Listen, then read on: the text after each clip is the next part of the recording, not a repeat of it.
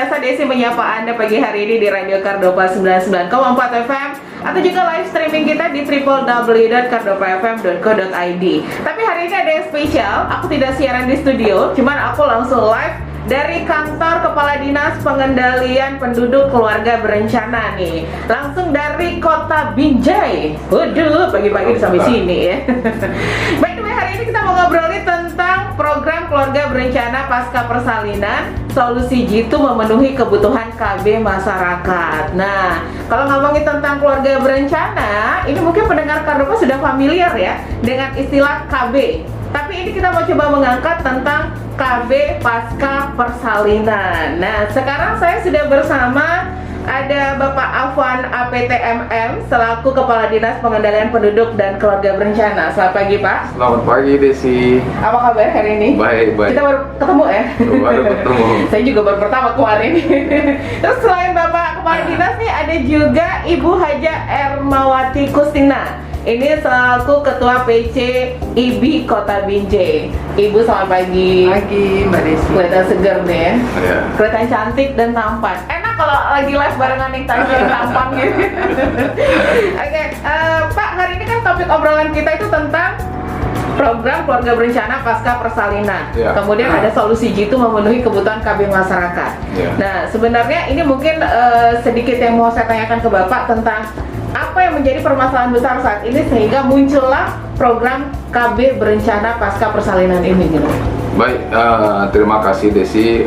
Saya selaku Kepala Dinas ya Pengendalian Penduduk dan Keluarga Berencana Kota Binjai dapat saya informasikan di sini khususnya bagi pemirsa nih yang di luar Binjai bahwa Binjai adalah kota penyangga Kota Medan ya, termasuk kota kecil di Sumatera Utara yang penduduknya 295 juta jiwa, artinya cukup besar juga untuk ukuran kota kecil. Dan khusus di Kota Binjai, pasangan usia subur itu ada sekitar 43 ribuan. Banyak juga ya, Pak? Banyak juga, dan yang sudah tercover dengan program kita, program Keluarga Berencana, ada sekitar 31.000. Artinya ada masih yang perlu kita jangkau di situ, yang perlu ada program-program ke depan. Menyangkut tadi pertanyaan tadi, apa latar belakangnya, ya sekarang secara nasional juga termasuk di Kota Binjai, karena masih tingginya angka kematian ibu dan anak, ya kan. Kemudian masih banyaknya peserta KB yang belum terjangkau, kalau bahasa kerennya unmet need ya. Unmet need ya, masih angkanya masih dari masih di luar rata-rata itu. Yang sekarang masih 18%, dan kita harapkan target 8% ke depan. Kemudian total ya fertility rate itu masih di atas angka 2,1, kita masih 2,4%. Nah, jadi angka-angka tersebutlah yang supaya kita ada program-program menyalatar belakangi supaya kita membuat program-program keluarga berencana ke depan. Khususnya masalah kematian ibu dan anak tersebut selama masa pandemi.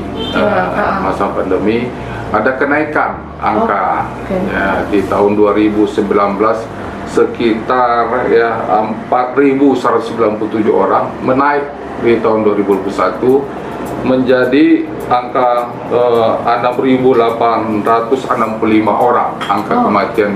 Itu selama masa pandemi ya, Pak? Masa pandemi, tapi angka ini seluruh Indonesia, bukan Binjai. Binjai mungkin cukup besar.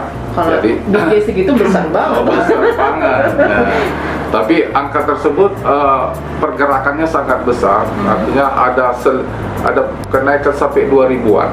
Jadi perlu kita buatkan program-program, yaitu untuk menurunkan angka kematian ibu ini, termasuk dengan mempersiapkan fasilitas kesehatan, kemudian menambah tenaga-tenaga kesehatan yang kompeten di daerah kita masing-masing. Yang artinya nanti ke depan dengan program-program KB ini kita harapkan kesehatan ibu dan anak itu meningkat. Nah, jadi dia tahan lebih kuat dengan adanya pandemi ini. Ya, kita bersyukur juga ya. Hari ini Binjai dan mungkin kota-kota lain di sekitar kota Binjai sudah melandai kasusnya, dan pada hari ini kita karena di samping saya juga bidan cukup sehat, Ibu bidan aman kita Pak, jadi tidak pakai masker lagi nih, mendamping. Saya harus pakai Pak. Okay. Jadi mungkin itu latar belakang makanya kita program ini kita laksanakan. Berarti permasalahan yang terbesar saat ini adalah tingginya angka kematian ibu dan anak pasca persalinan gitu, Pak. Makanya muncullah program ini gitu ya. Iya. Dan permasalahan yang paling besar. Ya, kemudian tadi masih banyaknya yang peserta yang tidak ber-KB. Masih banyak ya Pak yang belum mau ikutan KB. Kalau menurut Ibu Bidan, apa yang membuat masyarakat ini agak susah untuk mengikuti program KB ini? Sedikit keluar jalur. Izin saya menyampaikan, makanya masyarakat kurang paham tentang KB. Salah satunya yang perlu sekali kita tingkatkan itu prokes tentang KB. Jadi sosialisasinya. Jadi kan gini, apalagi tentang KBPP ini banyak masyarakat itu yang belum paham. Belum paham tentang KB pasca persalinan. Jadi dengan adanya promosi ke lapangan atau penyuluhan ke lapangan tentang KB yang lebih ditingkatkan, diharapkan masyarakat akan lebih paham apa itu KBPP. Jadi ketika di Paskes kita tinggal melayani saja gitu kan, dan ibu sudah teredukasi dengan baik sehingga pencapaian untuk pelayanan itu akan semakin baik. Itu yang saya rasa sangat perlu ditingkatkan itu. Mungkin kalau pemahaman tadi ya, banyak nih yang belum paham. Buat pendengar Kardopa tentang KBPP tadi, keluarga berencana pasca persalinan. Nggak paham. Kalian paham nggak? Nggak juga, udah sama berarti ya. Baik pendengar Kardopa, jangan kemana-mana, nanti kita lanjut lagi obrolan kita. Tentunya pagi hari ini kita masih ngebahas tentang program keluarga berencana pasca persalinan, langsung live dari kantor Kepala Dinas Pengendalian Penduduk Keluarga Berencana Kota Binjai. Jangan kemana-mana, Anda bisa saksikan juga live kita di Facebook Kardopa 994 FM, atau juga live streaming kita di www.kardopafm.co.id. Kita kembali lagi setelah yang satu ini, silakan.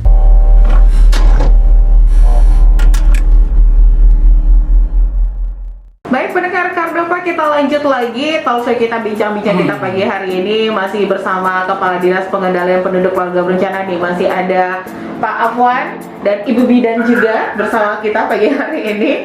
Kita tadi sempat ngobrolin tentang permasalahannya, latar belakangnya, keluarlah program keluarga berencana KBPP ini ya Bu ya Pak ya. Nah, saya pengen tahu juga untuk tentang landasan hukumnya gimana nih Pak Kadis. Pak Kadis manggilnya enak nih. Ada landasan hukum yang mendasari kebijakan program KBPP ini, Pak? Jadi kita kalau dari pemerintahan harus ada payung hukum ya. Iya, benar. Jadi kita bekerjakan sesuai dengan aturan mulai dari pusat sampai ke daerah. Yang pasti kita semua di lingkungan di kesehatan termasuk di keluarga berencana ini mengacu kepada Undang-Undang Nomor 36 tahun 2009, yaitu Undang-Undang tentang Kesehatan. Di Undang-Undang Kesehatan juga tersebut sudah dibunyikan ya di pasal 78 bahwa keluarga berencana, pasal 78 berbunyi pelayanan kesehatan dalam keluarga berencana dimaksudkan untuk pengaturan kehamilan ya. Jadi di undang-undang juga sudah dimasukkan pengaturan kehamilan bagi pasangan usia subur untuk membentuk generasi penerus yang sehat dan cerdas. Jadi undang-undang kesehatan. Kemudian ada Undang-Undang Nomor 52 tahun 2009 tentang perkembangan kependudukan pembangunan keluarga, juga menyebutkan ada irisan-irisan juga di sana bahwa keluarga berencana adalah upaya untuk mengatur kelahiran anak. Diatur di situ upaya mengatur. Kemudian jarak dan usia ideal. Jadi jadi di undang-undang tersebut juga diatur ya, yang lebih populer sekarang ini ada 4T itu,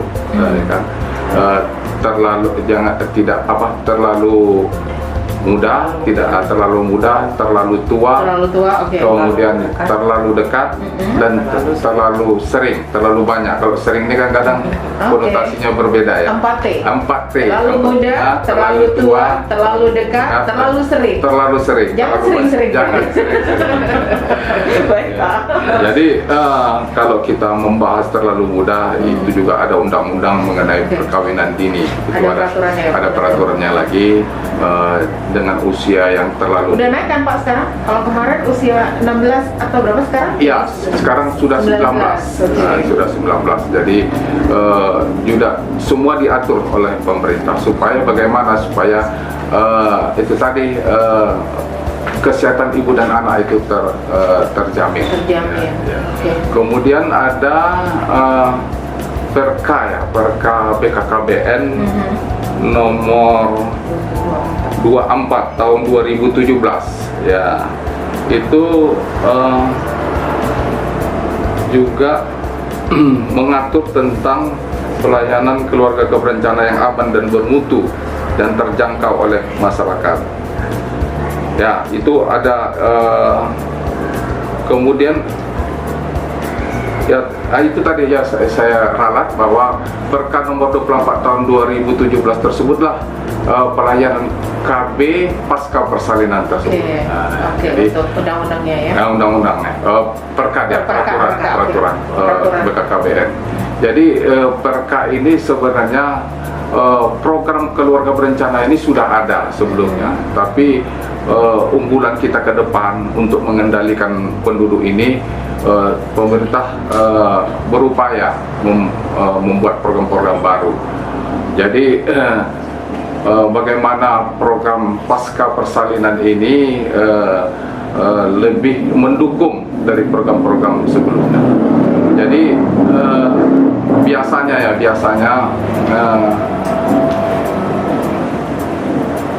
si ibu yang akan melaksanakan KB ini lebih cenderung dia lebih mudah untuk diedukasi kalau dia pasca persalinan. Mungkin dalam pengalamannya mulai dari hamil sampai melahirkan mungkin masih masih terasa sakit gitu. Jadi kalau pengen udahan aja lah, udah ditambah lagi gitu. jadi kalau ada yang edukasi untuk melaksanakan KB mungkin langsung mau. Cepat masuknya ya, Bu? Iya, cepat masuknya. Udah mau aja deh gitu ya kan. Jadi masih terasanya udahlah nantilah, jadi walaupun nanti berjalan dengan waktu biasanya, makanya kita sarankan pasca persalinan itu kita edukasi supaya memang biasanya setelah berjalannya waktu ya mungkin rasa sakit itu sudah hilang dengan adanya si bayi kan gitu. Jadi kepengen lagi. Sebelum kepengen itu muncul kita edukasi pasang langsung ya, edukasi gitu ya. ya. Sebelum keinginan muncul lagi. Ya, sebelum keinginan muncul lagi. Oke. Mungkin itu dia Ini kita ke Ibu Bidan nih kan. Ibu Bidan bilang tadi kita perlu edukasi masalah keluarga berencana pasca persalinan. Aku pengen tanya, ada bedanya nggak sih dengan KB biasa dengan KBPP ini, Ibu Bidan? Sini saya menjelaskan dulu KBPP. KBPP berarti KB pasca persalinan. Berarti itu KB pasca persalinan artinya, dari artinya dulu ya Bu, bahwa itu pemasangan atau pemberian kontrasepsi itu pasca bersalin. Jadi ketika ibu baru bersalin langsung kita berikan KB ya gitu sampai batas 42 hari ataupun 6 minggu setelah bersalin. Itu KB pasca persalinan. Nah, berbeda dengan KB biasa ya kan Bu, atau interval yang biasa disebut itu KB yang kapan saja peserta itu mau ber-KB. Iya, itu saja bedanya. Beda waktu saja. Mengenai alat dan sistem semua sama. Sama. Iya, cuman waktu pemasangan untuk KB pasca persalinan khususnya di bagian pemasangan IUD itu ya kan, itu yang berbeda. Cara memasangnya saja yang berbeda, tapi alat bekerja IUD tadi sama saja Bunda. Oke, berarti sama semua, cuma programnya itu tadi bedanya. Kalau KB biasa kapan aja, silakan. Tapi kalau KBPP ini emang harus pasca persalinan. Itu nggak ada jarak Bu, langsung pasca persalinan atau mungkin ada jeda waktu berapa hari enggak? Untuk ada bermacam-macam alat kontrasepsi ya, itu ada waktunya. Tapi begitu habis melahirkan 10 menit setelah pasca plasenta lahir itu sudah bisa dipasang semua alat kontrasepsi apa yang mau ibu pilih, gitu ya kan gitu. Hanya untuk pemasangan IUD yang agak sulit pemasangannya, mungkin harus orang terlatih. Jadi dia pemasangan 10 menit pasca bersalin itu adalah sampai 24 jam pasca persalinan itu masa yang boleh dipasang pasca salin. Ya. Selanjutnya nanti setelah 4 minggu baru boleh lagi, Bu. Oh gitu. Iya, tapi kalau alat yang lain misalnya implan itu boleh saja setelah berapa hari juga bisa kita pasang. Yang pastinya ibu tidak dalam keadaan hamil, gitu ya. Tadi saya lupa menambahkan yang KB biasa tadi, kapan saja yang penting ibu tidak hamil. Tidak dalam keadaan hamil, kapan aja bisa kalau KB biasa ya. Boleh. Beda dengan KBPP ini. Iya. Oke. Tapi sebenarnya kalau manfaatnya sendiri apa ini, Bu Dina? Manfaat dari KBPP ini? Manfaat dari KBPP ini dia saya rasa untuk para ibu ya. Para ibu itu manfaatnya ibu dapat apa ya?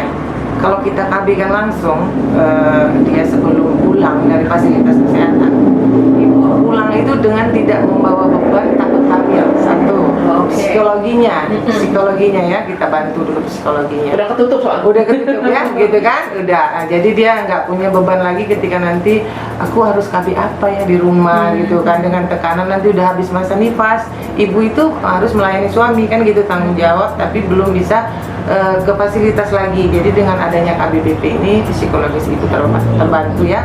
Terus ibu dapat menjaga jarak kehamilan itu di awalnya bisa diatur ya. Jadi dengan adanya menjaga jarak kehamilan, ibu dapat mengasuh bayinya itu dengan lebih baik ya, mendidik anaknya dengan lebih baik, mencurahkan kasih sayang dengan lebih baik, dan ibu sendiri punya waktu untuk mengurus dirinya sendiri ya.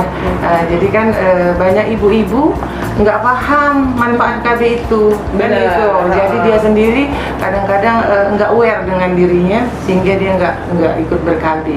Itu yang saya. Kalau udah punya suami, punya anak, apalagi udah nggak peduli sama diri sendiri nih. Yang penting anak sama suami. Kalau udah punya anak, suami maaf Pak, nggak tahu nomor berapa ini Pak. Tapi kan seharusnya nggak begitu. Kita sebagai wanita, sebaiknya kan ada tugas kita sebagai ibu, ada tugas kita sebagai istri, dan ada tanggung jawab diri kita terhadap diri kita sendiri.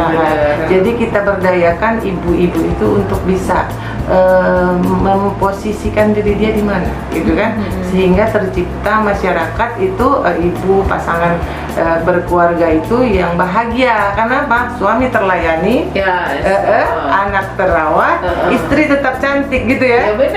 Jadi kan karena kalaupun kita udah menikah punya anak, kita harus tetap perawatan cantik dong, ya. Bapak-bapak kali ya Pak ya. Jaga penampilan suami tapi. Jadi banyak ibu senyum-senyum deh. Jadi banyak manfaatnya untuk KBPP ini, itu saya rasa. Jadi tidak langsung kadang-kadang kan belum lagi selesai masa nifas, ada yang ibu bisa langsung hamil gitu, tergantung masa kesuburannya. Iya benar. Jadi KBPP ini untuk mencegah sedini mungkin terjadinya kehamilan yang tidak diinginkan. Padahal masih masa menyusui udah hamil lagi, ada yang cuman beda-beda dikit nanti anak pertama yang kedua yang umurnya. Jadi manfaatnya banyak sekali dari KBPP ini ya. Nih buat pendengar Kardopa banyak manfaatnya. Tapi kalau ngomongin tentang pelayanan nih Pak Kadis, pelayanan apa saja yang tercantum dalam program KBPP ini? Siapa saja untuk pelaksanaannya bagaimana nih Pak? KBPP ini khususnya di Dinas Pengendalian Penduduk dan Program Bencana, kita ada berbagi tugas dengan instansi lain Dinas Kesehatan. Kalau kami dari PPKB biasanya mengedukasi konseling, informasi dan komunikasi kepada pasangan usia subur, kepada ibu bersalin. Jadi kita mengedukasi mereka bagaimana manfaatnya untuk ber-KB tadi yang dijelaskan oleh Ibu Bidan tadi. Jadi KB khusus dengan KBPP ini memang cuma waktunya saja yang berbeda pelaksanaannya, tapi lebih efektif dan lebih banyak manfaatnya kepada si ibu tadi. Kalau pelaksanaannya sesuai dengan undang-undang tadi, yang bisa melaksanakan itu tetap tenaga medis. Tenaga medis di sini dia menyangkut dokter spesialis kandungan, spesialis bedah urologi, dokter umum dan dokter dan juga bidan. Tetapi dalam pelaksanaan ini khusus dengan pemasakan implan ya, IUD dan implan itu harus ada pelatihan khusus lagi deh. Harus ada kompetensi sertifikat. Untuk walaupun mereka sudah spesialis, tapi kadang-kadang perlu juga pelatihan untuk memperdalam dia, lebih mempraktiskan dia. Tapi kalau apanya tadi jenis-jenis KB-nya tadi sudah jelaskan oleh Bu Bidan tadi, manfaatnya. Jadi itu mungkin ya kalau dari dinas. Lebih banyak dari kita mengedukasi, karena di PPKB ini kita punya kader-kader. Kita punya kader, ada PLKB, ada PKB di lapangan yang berhubungan langsung sama masyarakat.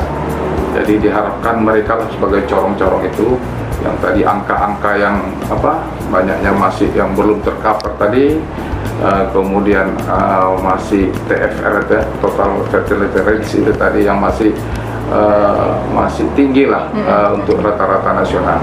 Jadi petugas kita sebagai garda terdepan, dan memang kita mengapresiasi ini mereka bekerja dengan penuh ya semangat, walaupun reward yang kita berikan kepada mereka sangat minim.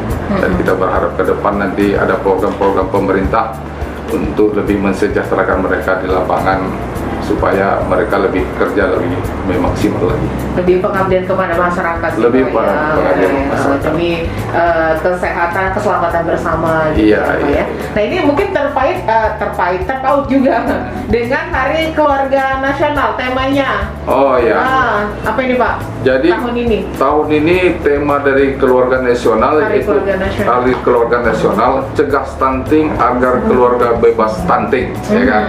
Jadi kalau stunting ini memang sudah hampir familiar lah kita semua. Pemerintah emang lagi menggalakkan sekali untuk program stunting ini. Khususnya di kita ya, di Kota Binjai memang ada program pemerintah yang memang sudah menasional. Jadi ada peraturan wali kota nomor 39 ya tentang prosedur perkawinan. Jadi kalau masyarakat Binjai khususnya yang akan melaksanakan perkawinan calon pengantin, harus kita daftarkan dulu atau harus melalui proses calon pengantin di sempat baca di situ Pak. Jadi calon pengantin kita bekali dia, kita kasih pembekalan dari psikolog supaya mereka tahu arti perkawinan. Kemudian ada pemeriksaan kesehatan, kemudian ada tes narkoba juga, Artinya kita sangat peduli ya untuk pasangan-pasangan pengantin yang ada di Kota Binjai yang sebelum menikah kita sudah deteksi baik dia dari segi umur, kemudian dari segi kesehatan. Jadi mereka kalau seandainya calon pengantin tersebut kita deteksi ya berisiko stunting untuk melahirkan, jadi kita sudah kasih kita berikan semacam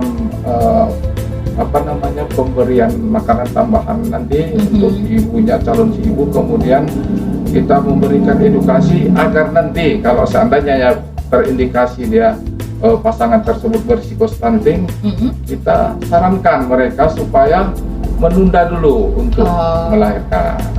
Jadi jangan nanti mereka pasangan ini melahirkan jadi beban negara nanti. Artinya bukan beban negara saja, beban keluarga yang beban keluarga juga, kasihan juga kan Pak. Kasihan. Tapi kalau ngomongin tentang stunting, ini kalau kita hubungkan dengan KBPP ini, bisakah untuk mencegah stunting juga ini? Sangat bisa sekali. Udah pasti sekali. Makanya dengan adanya program stunting ini, pemerintah Kota Binjai juga itu menggalakkan KBPP di Kota Binjai agar sinkron ini antara program stunting dan program KBPP untuk menciptakan masyarakat Binjai yang sehat. dan bebas stunting. Jadi memang sangat bergantung berpautan sekali. Saling terpaut ya, Bu, iya. antara KBPP dengan program stunting ini Iya. sendiri. Oke. Nanti kita lanjut lagi obrolan kita pendengar Kardopa, jangan kemana-mana. Pastikan station terus di 99,4 FM atau juga live Facebook kita di Kardopa 994 FM dan juga live streaming kita di www.kardopafm.co.id. Kita kembali ke studio.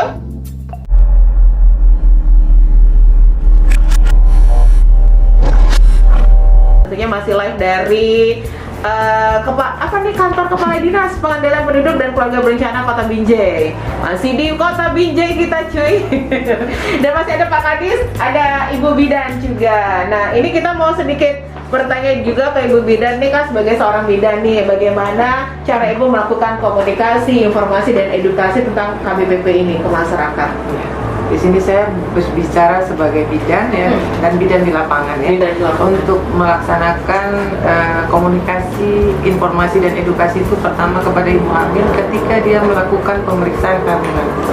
Ya, pemeriksaan kehamilan kita di situ sudah mulai edukasi, memperkenalkan alat-alat untuk KB pasca persalinan. Supaya apa? Supaya dia terbiasa mendengar dan sudah mencari tahu sebelum KBPP itu dilakukan. Ya. Jadi edukasinya waktu ibu berkunjung untuk pemeriksaan kehamilan, nanti juga di situ akan didampingi keluarga dan suami. Kita juga bisa mengedukasi suami agar paham tentang alat itu dan mengizinkan istrinya untuk memasang alat kontrasepsi tersebut. Kemudian kepada keluarga juga yang membantu atau menemani dia untuk pemeriksaan kehamilan, kita juga bisa jelaskan untuk apa gitu kan, untuk mendukung supaya keluarga itu dapat mendukung program KBPP itu untuk si ibu yang mau melahirkan nanti. Jadi ini mengedukasi suami istri dan juga keluarga ya, Iya. untuk mendukung program KBPP ini Iya, gitu ya. iya. Dalam pelaksanaannya ada nggak Bu tantangan yang Ibu dapatkan di lapangan misalnya untuk tentang pelayanan KBPP ini? Tantangan terberat apa ini Bu? Sejauh ini nggak ada yang berat-berat banget sih ya Oh, nggak ada yang Mbak. berat-berat. Cuman karena program Aman ya, iya, program ini program baru ya kan, nggak maksudnya sudah dari tahun 2017 memang, tapi baru didengar dan baru sampai ke kita itu mungkin di masyarakat kita itu kan baru gitu kan, dan kebetulan Masyarakat kan mungkin kenalnya KB biasa. KB biasa saja gitu kan, dan fasilitas kesehatan yang udah dilatih untuk KBPP ini juga tidak semua fasilitas kesehatan sudah terlatih. Jadi ada beberapa saja yang baru dilatih dan beberapa rumah sakit, jadi belum begitu membumi di Kota Binjai. Jadi itu yang belum sampai ke telinga masyarakat, sehingga untuk merekrut mereka itu saja, informasi saja yang belum sampai. Itu saja. Ketika untuk mereka sudah paham, sudah diizinkan, alhamdulillah baik-baik aja. Nggak ada tantangan-tantangan yang berat-berat lah ya Bu ya. Saya rasa nggak ada. Selama saya melayani, aman insya Allah ya. Nggak ada yang protes, sampahnya ini nggak KB sama KB sama aja, bocor Sama. juga gitu. Bocor ya Bu ya. Kalau untuk melakukan program ini ada syarat khusus nggak Bu? Syarat apa yang harus dipenuhi untuk bisa melakukan program KBPP ini? Syarat yang harus maksudnya gimana Mbak? Untuk bisa ikutan program pasca persalinan di KB ini ada syarat khusus untuk yang harus pasiennya iya. ataukah untuk pasiennya apanya? boleh. Oke.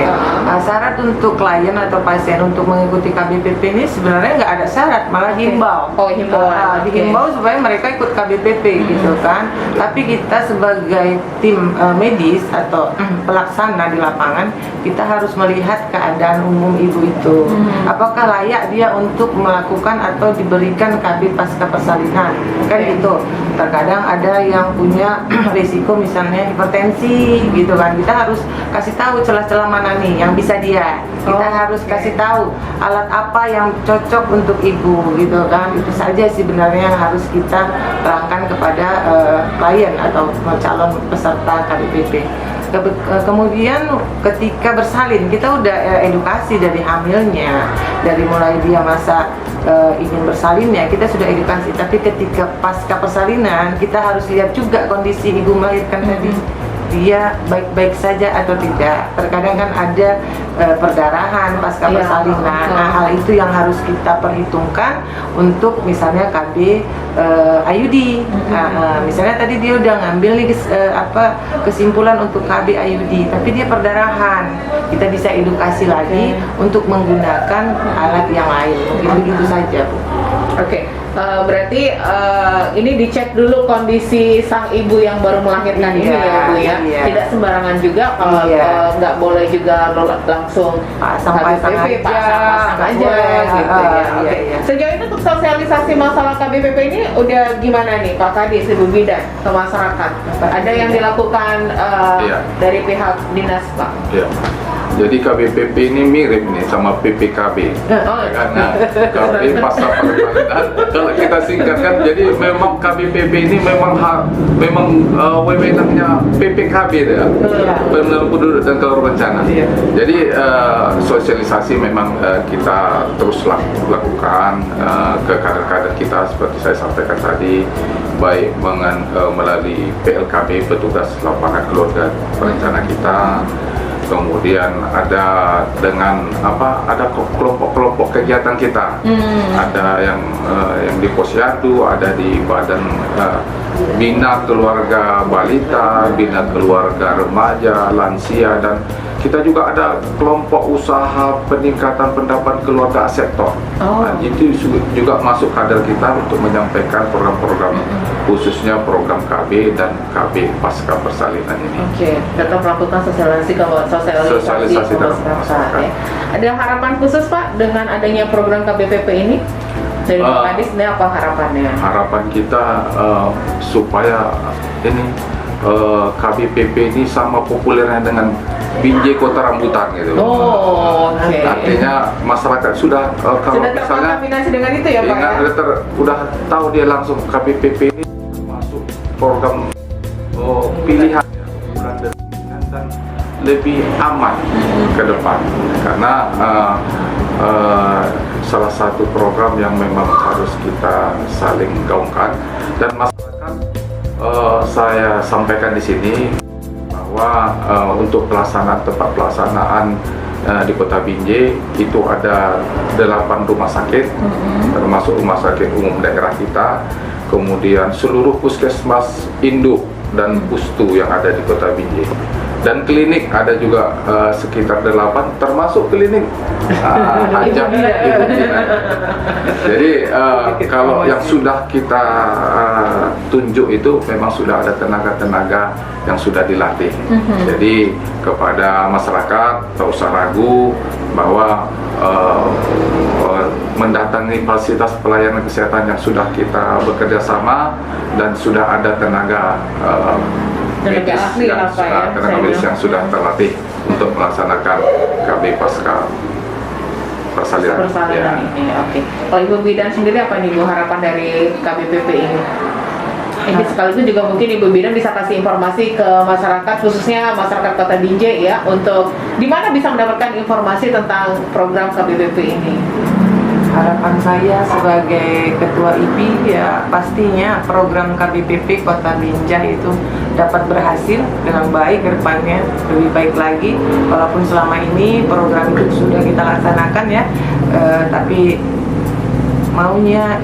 inginnya saya program itu benar-benar tercapai, sehingga masyarakat Kota Binjai nanti dapat menikmati indahnya berkeluarga, ya, nyamannya punya keluarga yang bahagia. Betul kan Pak? Iya. Dan gratis ini pelaksanaan. Gratis. Oh, gratis. Iya, gratis. Iya, iya. Yang jadi catatan pendengarkan Bapak gratis. Gratis. Nggak ada bayaran. Kalau bayar mungkin, udahlah nantilah nggak ada duit. Nanti aja lah kayak gitu kan Pak.